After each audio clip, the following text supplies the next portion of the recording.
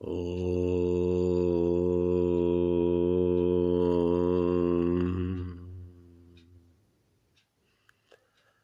दर्शन की कक्षा में दूसरी कक्षा का आरंभ दूसरे सूत्र से करते हैं। पहले सूत्र में कहा था अथ योगानुशासनम, और दूसरे सूत्र में कह रहे हैं कि योगस चित्त वृत्ति निरोधः। योग क्या है? तो चित्त की वृत्तियों का निरोध करना, यही योग है। इसका भाष्य करते हुए कहते हैं योगः सर्व शब्द अग्रहणात् संप्रजातो अपि योग इत्याख्यायते। क्योंकि इस सूत्र में सर्व शब्द को नहीं पढ़ा गया, सूत्र में सर्व शब्द को नहीं पढ़ा गया, इसलिए संप्रजात समाधि भी योग है।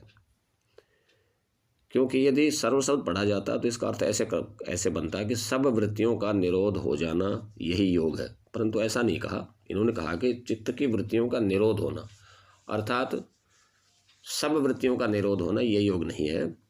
क्योंकि चित्तम ही प्रख्या वृत्ति स्थिति शीलत्वात् त्रिगुणम। ये चित्त जो है वो प्रख्या माने ज्ञान, प्रवृत्ति माने क्रिया और स्थिति माने स्थिति। तो ज्ञान, क्रिया और स्थिति तीनों गुणों वाला, तीनों गुणों के स्वभाव वाला होने से इसको कहेंगे चित्त को त्रिगुण। और प्रख्यारूपम ही चित्त सत्वम रजस्तमोभ्यम संसृष्टम ऐश्वर्य विषय प्रियम भवति। और कह रहे हैं कि जब चित्त सत्वगुण प्रधान होता है या सत्वगुण प्रधान होता हुआ रजोगुण और तमोगुण से मिलता हुआ होता है, तब वह ऐश्वर्य और विषयों की ओर झुका रहता है। और तदेव तमसानुविद्धम अधर्म अज्ञान अवैराग्य अनैश्वर्य उपगम भवति। और वही चित्त जब तमोगुण से युक्त होता है तब अधर्म, अज्ञान, अवैराग्य और अनैश्वर्य की ओर झुका रहता है। और फिर वही चित्त आगे कह रहे हैं तदेव प्रक्षीण मोह आवरणम सर्वतः प्रद्योतमानम अनुविद्धम रजोमात्रया धर्म ज्ञान वैराग्य ऐश्वर्य उपगम भवति।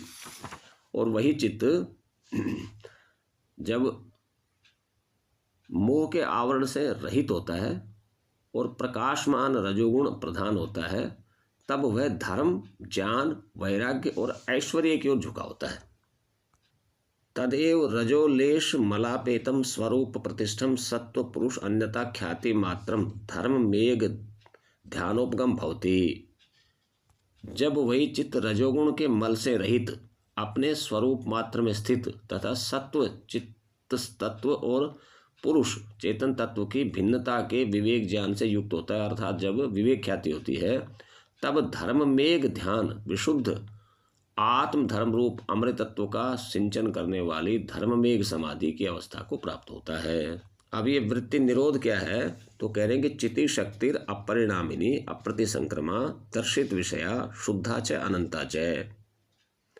कि ये जो चिति शक्ति है अर्थात जो चैतन्य शक्ति है, ये तो अपरिणामिनी है, इसमें तो कोई परिणाम नहीं होता, और ये अप्रतिसंक्रमा है, किसी में घुलती मिलती भी नहीं, और दर्शित विषया है, जो बुद्धि इसको दिखाती है वही ये देखती है, और शुद्ध है, अर्थात इसमें कुछ मिलावट नहीं हो सकती, इसके अंदर कोई चेंज नहीं हो सकता, और अनंत है ये, यानी ये काल के रूप में अनंत है, देश के रूप में भी अनंत है और काल के रूप में भी अनंत है। देश के रूप में मतलब इसका किसी कोई सीमा नहीं है, और समय के रूप में भी इसकी कोई सीमा नहीं है। परंतु ये जो विवेक ख्याति है, ये तो सत्व गुणात्मिका च ये मतो विपरीता विवेक ख्याति रहती। ये विवेक ख्याति तो सत्व गुणात्मिका है, ये तो सत्वगुण के कारण उत्पन्न हो रही है, तो ये तो इससे विपरीत है। अर्थात चिति शक्ति, चैतन्य शक्ति जो है, आत्मशक्ति जो है, वो तो बता दिया कि वो तो अपरिणामिनी है, वो तो अप्रतिसंक्रमा है, वो तो दर्शित विषय है, वो तो शुद्ध है और अनंत है। और ये जो विवेक ख्याति है, ये तो सत्वगुणात्मिका है, सत्वगुण से उत्पन्न हो रही है, तो ये तो इससे भिन्न है। अतस्तस्याम विरक्तम चित्तम, फिर उस विवेक ख्याति रूप जो सब सर्वशुद्ध जो वृत्ति है, विवेक ख्याति है, विवेक ख्याति को से भी विरक्त हो जाता है चित्त, यानी उसके प्रति भी ये भावना होती है कि ये तो जो मैं देख रहा था वो चीज़ नहीं है, अंतिम चीज़ नहीं है। आतस्तस्याम विरक्तम चित्तम ताम अपि ख्यातिम निरुणद्धि, उस ख्याति को, विवेक ख्याति को भी छोड़ देता है। निरुणद्धि मतलब उसका भी निरोध कर देता है, उसको भी छोड़ देता है कि ये भी मेरे काम की चीज़ नहीं है, और वो छोड़ क्या देता है, उस समय छूट जाती है। जब वैराग्य की पराकाष्ठा होती है तो उस समय ये वृत्ति अपने आप छूट जाती है। तद अवस्थम संस्कारोपगम भवति, और उस अवस्था में केवल संस्कार मात्र शेष रहते हैं चित्त में। स निर्बीज समाधि, और वही निर्बीज समाधि है। न तत्र किंचित संप्रजायते इति असंप्रजातः, वहाँ कुछ जानने के लिए नहीं होता, इसलिए वो असंप्रजात होती है। संप्रजात माने जिसमें सब कुछ जाना जाए, जिसमें कुछ जानने के लिए हो, उसको कहेंगे संप्रजात। यानी जब एक स्थान पे लग गई, एक ही वस्तु में लग गई, एक ही हमारी ध्यान की वस्तु बच गई, और उसी के अंदर चित्त यदि तल्लीन हो गया, दूसरी वृत्ति बीच में नहीं आ रही, तो उसको कहेंगे संप्रजात। संप्रजात की पराकाष्ठा यही है कि वो पहले स्थूल का ध्यान करती है, फिर वो सूक्ष्म का ध्यान करती है, फिर वो इंद्रियों का ध्यान करती है, और फिर स्वयं का ध्यान करती है। और स्वयं का ध्यान करते हैं उसको ऐसा लगता है कि मैं अलग हूँ और ये चेतना अलग है, मतलब मैं अलग हूँ और ये बुद्धि अलग है, सॉरी बुद्धि अलग है। अर्थात ये बुद्धि से आरंभ होकर फिर ये अहंकार आदि, शरीर आदि, इंद्रियां आदि जो हैं, ये मुझसे बिल्कुल अलग है, मैं इनसे अलग हूँ। उसी का नाम है विवेक ख्याति। और यहाँ आकर फिर विवेक ख्याति भी छूट जाती है, अर्थात जानने के लिए कोई वस्तु शेष नहीं बचती। द्विविध स योग चित्तवृत्ति निरोध इति, तो ये दोनों प्रकार के योग को ही चित्तवृत्ति रूपी योग को कहा जा रहा है कि सब वृत्तियों को हटाकर एक वृत्ति को शेष रह जाना, ये भी योग है, और सभी वृत्तियों को हटा देना, ये भी योग है। अर्थात एक संप्रजात योग है, एक असंप्रजात योग है। संप्रजात योग में सब वृत्तियों को हटाकर एक वृत्ति मात्र को शेष रखा जाता है। जैसे स्थूल का ध्यान करें तो एक किसी वस्तु को अपने ज्ञान का केंद्र बना लें और उसी पर विचार करते रहें। वही वृत्ति आए, एक क्षण वो वृत्ति आएगी, दूसरे क्षण वो वृत्ति ठहरेगी, तीसरे क्षण वो वृत्ति चली जाएगी, फिर वैसी ही वृत्ति, बिल्कुल वैसे की वैसी वृत्ति आएगी, फिर वो एक क्षण रुकेगी, फिर अगले क्षण चली जाएगी। ऐसे ही निरंतर ये क्रम चलता रहेगा।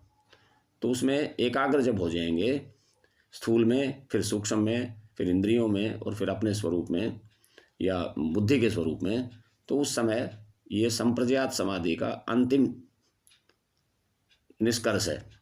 और असंप्रजात समाधि में तो फिर कुछ भी शेष नहीं रहता, बस केवल अपना स्वरूप शेष रहता है, उसी का नाम।